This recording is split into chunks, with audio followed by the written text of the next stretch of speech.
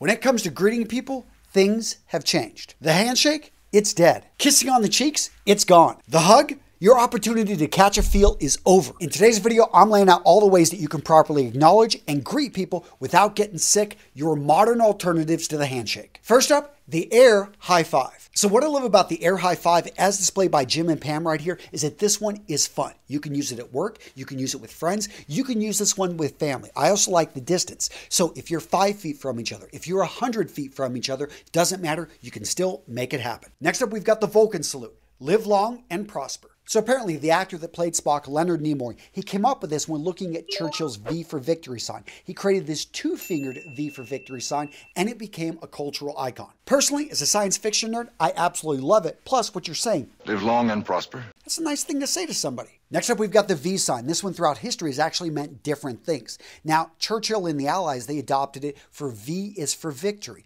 But later on, it was adopted as the peace sign. Nowadays, a lot of people bring this into photos. It's just simply a nice sign in their minds. But flip this around and we've got something not very nice. We've got the forks. If I go like this, you guys down in Australia, you know what I'm talking about. Point is, be careful with this. Make sure you use it in the right way. Next up, how about the Texas Howdy? Now this one a bit more fun, a bit more regional, and it's a little bit interesting because basically you're going to shape your hand like a gun and no, you're not going to point at them like this. You're going to hold that firearm like this and you're just going to say, hey, how you doing there? Now obviously I get it, this one's not for everybody. Some of you guys are anti-finger gun. In addition, you do this too much, people are going to think you're a Texas Tech fan. Yeah. And with that being said, hook 'em. Next up, we've got the eye contact, smile and nod. Pretty simple, gets across the message, hey, I like what I see. You're making me smile. I'm happy to see you. And if that's too friendly, if that's too forward for you, then just simply the eye contact with the nod works perfectly. And don't forget, you've got a voice. Use a verbal acknowledgement. Hi, hello,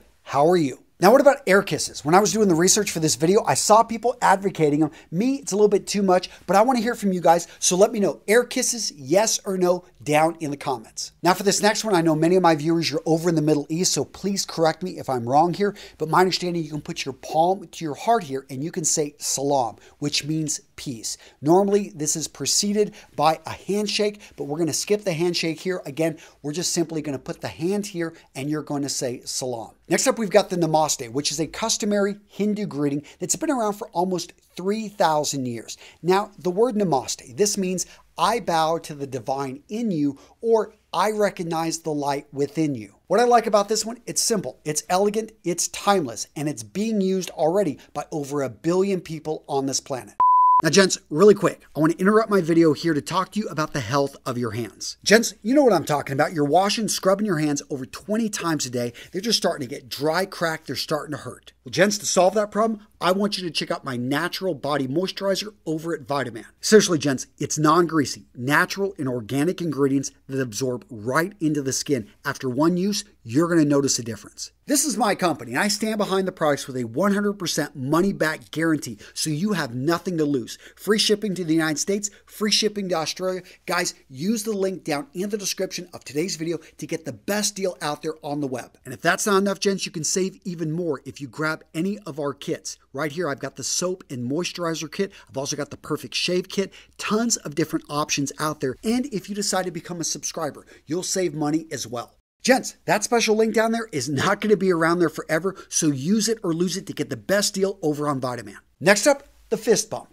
So the history on the fist bump is interesting. Apparently it started with boxers right before the fight, touching gloves. But in the 1950s, Stan Musial, Stan the Man, this guy said, you know what, I'm tired of catching colds. I'm just going to start fist bumping people instead of shaking hands. Then in the 1970s, we saw Fred Carter do the same thing in the basketball world. And athletes all around started picking it up. They just found it was faster, it was easier, and it kept them from getting sick. And sure enough, these guys were onto something because a study came out in the early 1990s clearly showing that shaking hands passed a lot more germs than simply the fist bump or a high five. Now, with all that being said, and in today's current environment, do you actually want to make contact when you do the fist bump? So my thoughts on the CDC guidance, you want to maintain a 6-foot distance between you and other people. So unless you and that other person have 3-foot arms, yeah, you probably just want to do an air fist bump. Now, what about the elbow bump? So 2 problems with the elbow bump. First up, people are coughing and sneezing into their elbows. So yeah, we don't want to be rubbing these together. And also the 6-foot distance.